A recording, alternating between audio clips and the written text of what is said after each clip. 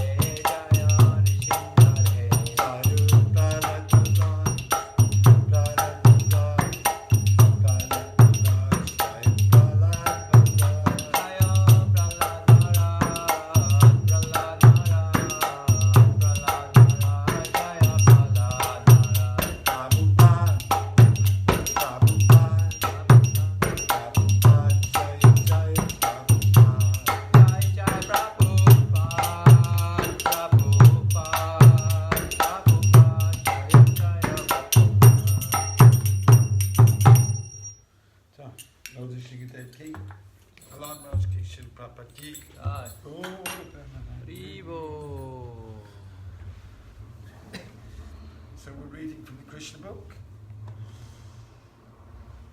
Hey, let's have a look. I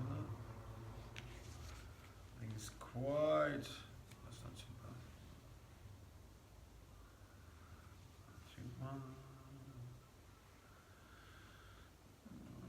Okay, we'll see what happens. Okay.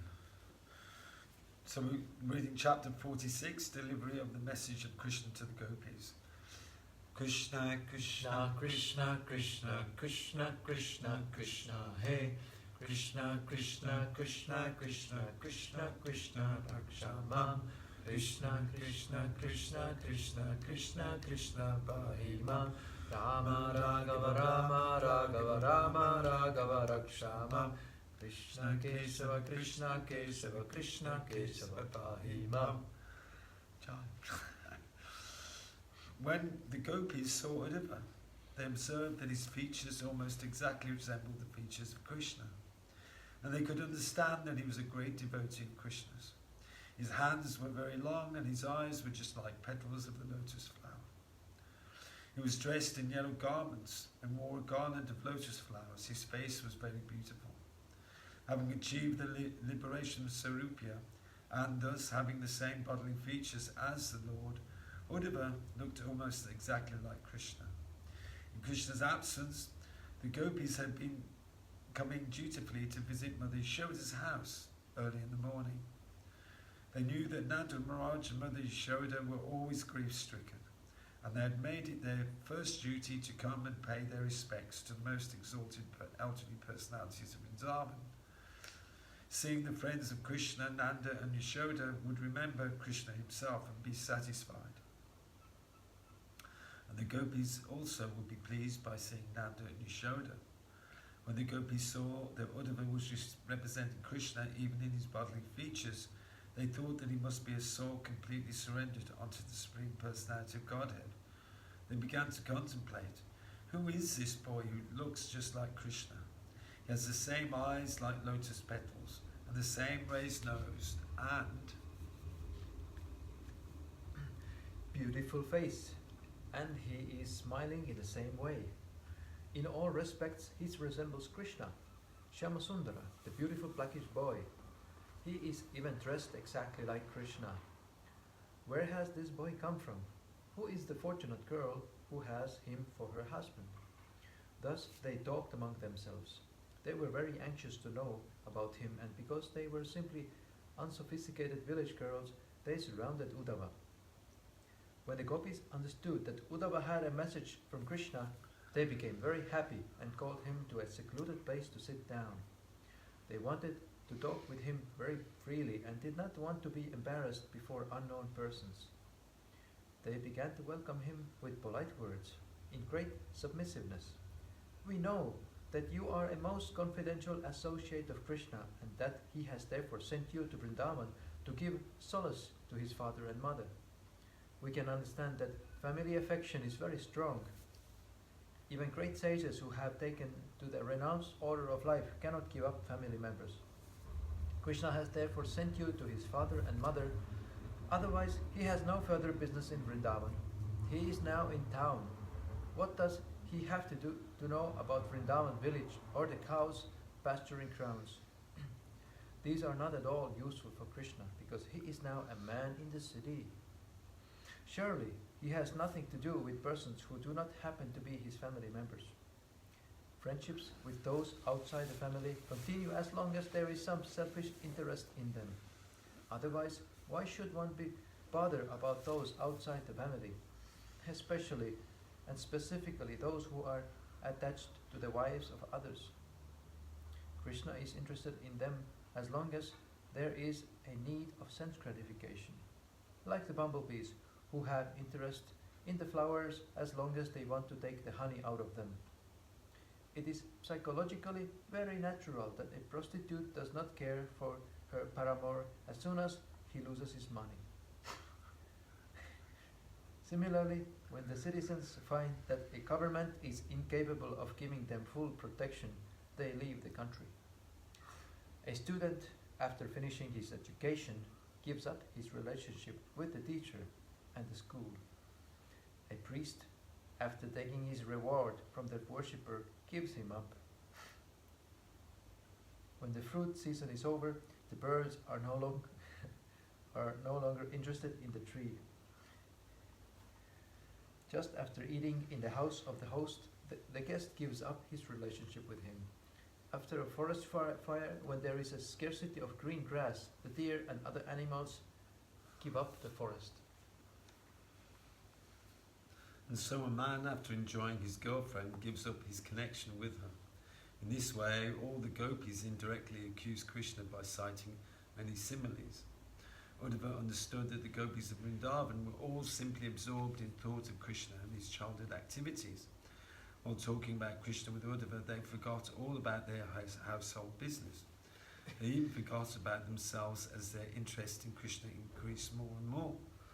One of the gopis, namely Srimati Radharani, was so much absorbed in thoughts of Krishna by dint of her personal touch with him that she actually began to talk with the bumblebee, which was flying there and trying to touch her lotus feet.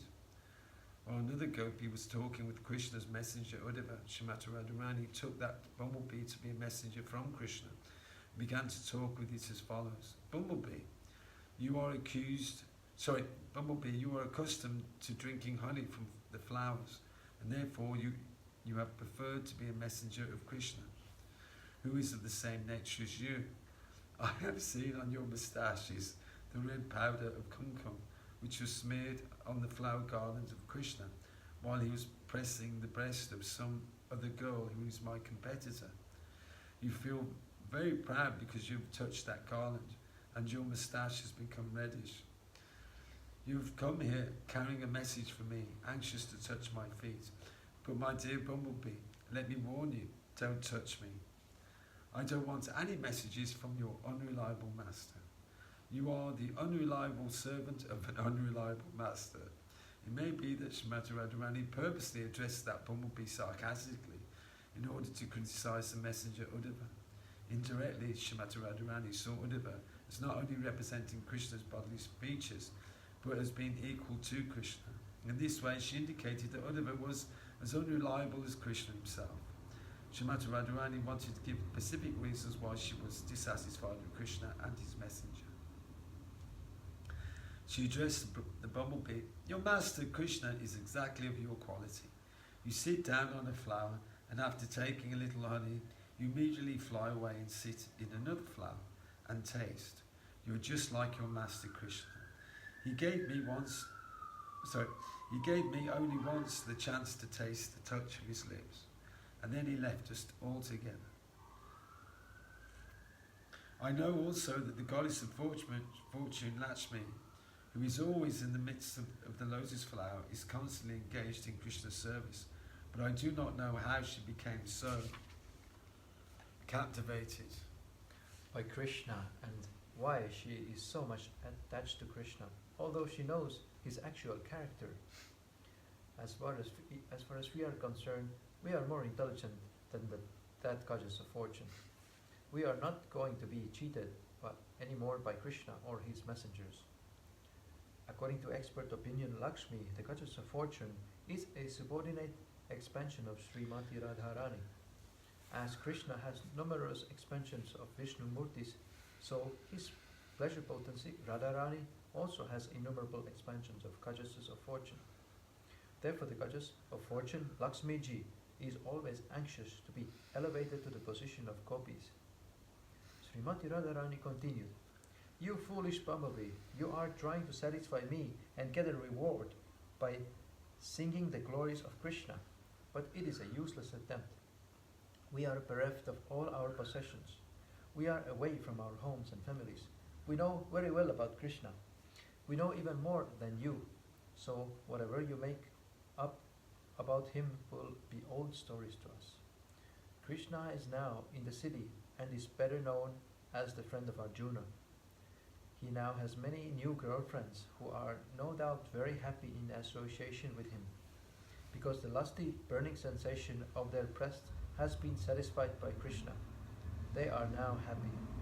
If you go there and glorify Krishna, they may be pleased to reward you. You are just trying to pacify me by your behavior as a flatterer, and therefore you have put your head under my feet. But I know the trick you are trying to play. I know that you are a messenger coming from a great trickster, Krishna. Therefore, please leave me. I can understand that you are expert in reuniting two opposing parties, but at the same time you must know that I cannot place my reliance upon you, nor upon your master Krishna. We left our families, husbands, children, and relatives only for Krishna, yet he did not feel any obligation in exchange. He has left us for lost. Do you think we can place our faith in him again?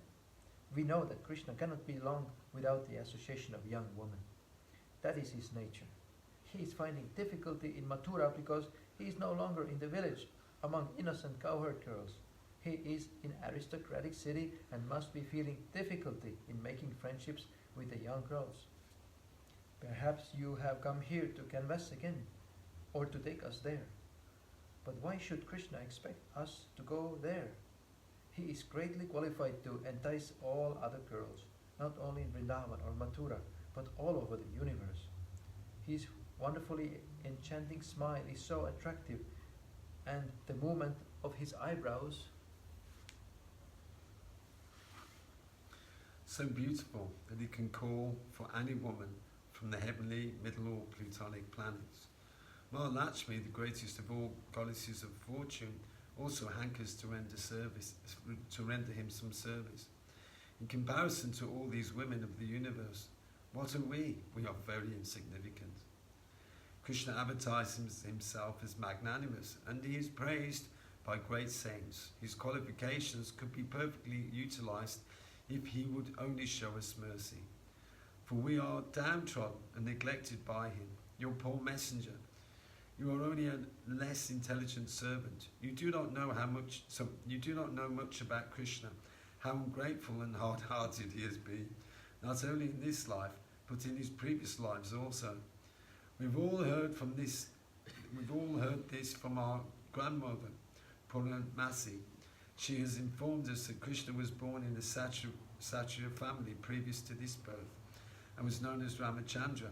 In that birth, instead of killing Vali, an enemy of his friend, in the manner of a Kshatriya, he killed him just like a hunter. A hunter takes a secure hiding place and then kills an animal without facing it. So Lord Ramachandra, as a Kshatriya, should have fought with Vali face to face, but instigated by his friend, he killed him from behind a tree. Thus he deviated from the religious principles of a Kshatriya. Also, he was so attracted by the beauty of Sita that he converted Suparnika, the sister of Ravana, into an ugly woman by cutting off her nose and ears.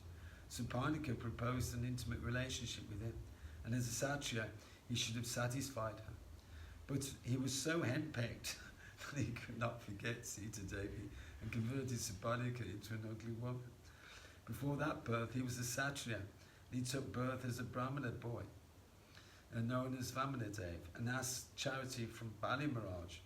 Bali Maharaj was so magnanimous that he gave him whatever he had. Yet Krishna, as Vamanadev, ungratefully arrested him, just like a crow, and pushed him down to the Patala kingdom. We know all about Krishna and how ungrateful he is. But here is the difficulty. In spite of his being so cruel and hard-hearted, it is very difficult for us to give up talking about him. Not only are we unable to give up this talk, but great sages and saintly persons also engage in talking about him. We gopis of Vrindavan do not want to make any more friendships with this blackish boy. But we do not know how we should be able to give up remembering and talking about his activities. Since Krishna is absolute, his so-called unkind activities are as relishable as his kind activities. Saintly persons and great devotees like the gopis cannot give up Krishna in any circumstances. Lord Chaitanya therefore prayed, Krishna, you are free and independent in all respects. You can either embrace me or crush me under your feet, whatever you like. You may make me broken-hearted by not letting me see you throughout my whole life, but you are my only object of love. In my opinion, Srimati Radharani continued, one should not hear about Krishna, because as soon as a drop of the nectar of his transcendental activities is poured into the ear, one immediately rises above the duality of attraction and rejection. Being completely freed from the contamination of material attachment, one gives up attachment for this material world, family, home, wife, children, and everything materially dear to every person. Being deprived of all material acquisitions, one makes his relatives and himself unhappy. Then he wanders in search of Krishna, either as a human being or in other species of life, even as a bird, and voluntarily accepts the profession of a mendicant. It is very difficult to actually understand Krishna, his name, his quality, his form, his pastime, his paraphernalia, and his entourage. Srimati Radharani continued to speak to the black messenger of Krishna.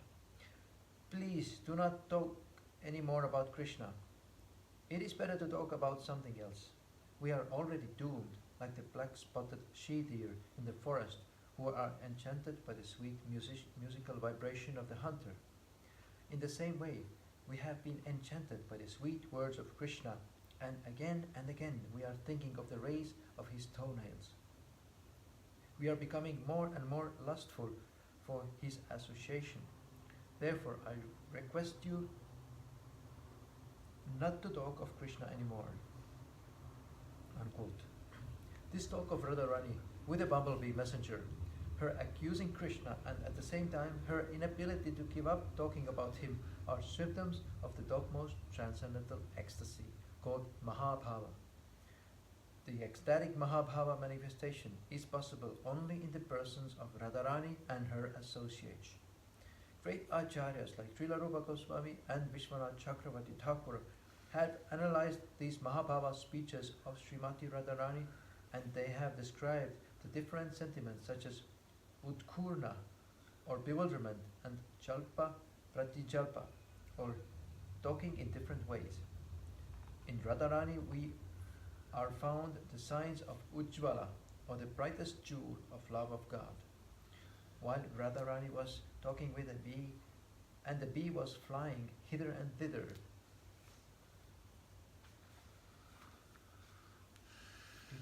all of a sudden, it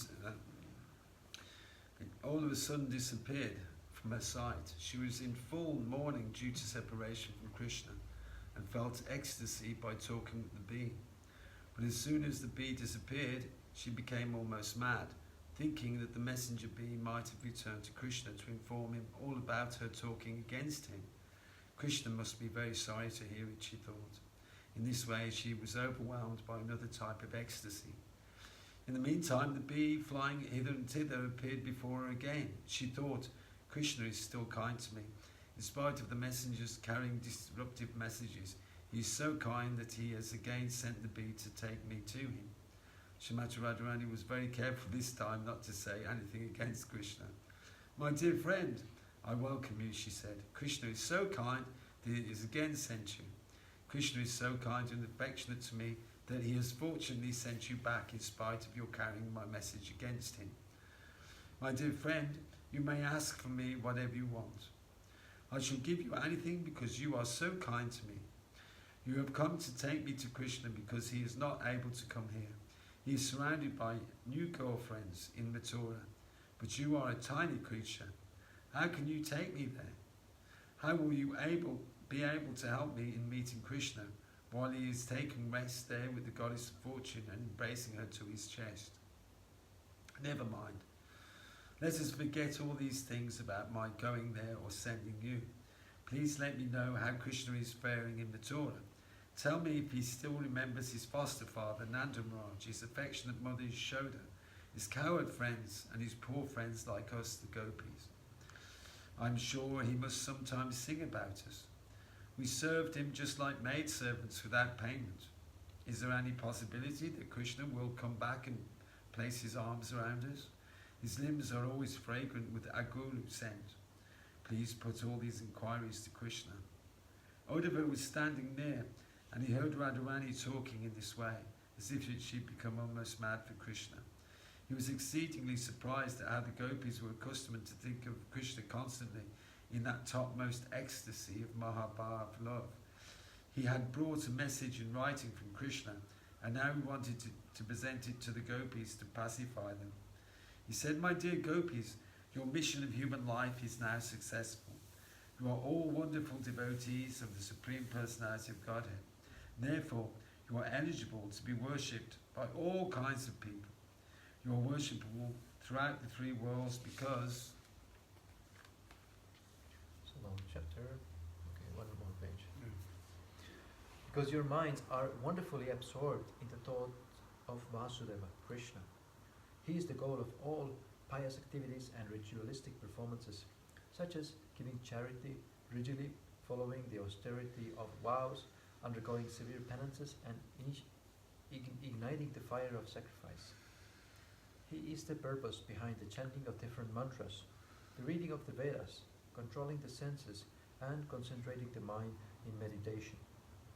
These are some of the many different processes for self-realization and attainment of perfection in life. But actually, they are meant only for realizing Krishna and devoting oneself in the transcendental loving service of the Supreme Personality of Godhead. This is the last instruction of Bhagavad Gita also. Although there are descriptions of different processes of self-realization, at the end, Krishna recommended one give up everything and simply surrender unto him. All other processes are meant for teaching one how to surrender ultimately unto the lotus feet of Krishna.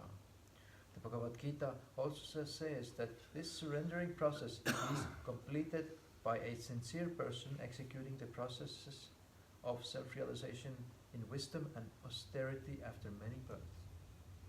Since the perfection of such austerity was completely manifested in the lives of the gopis, Uddhava was fully satisfied upon seeing their transcendental position.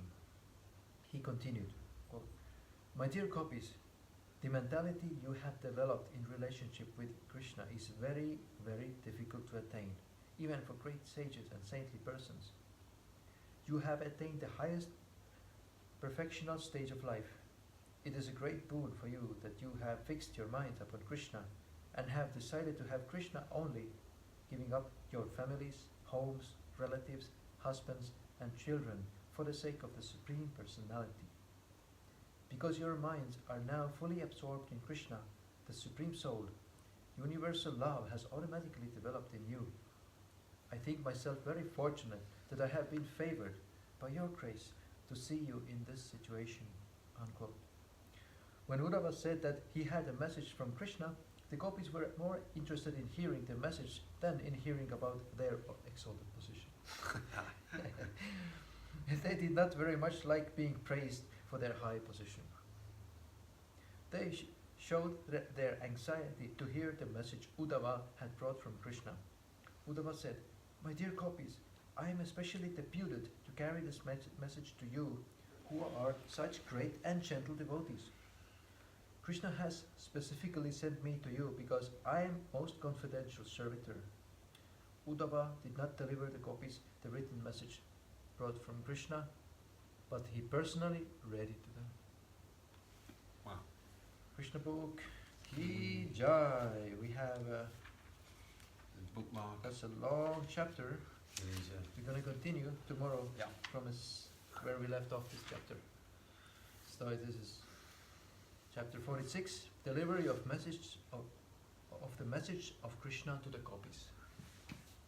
Hare Krishna. Hare Krishna. Hope everyone got really absorbed in this wonderful pastime, and which we want to continue tomorrow. Very good. Thank you for being with us. Hare Krishna. Hare Krishna. Stay tuned.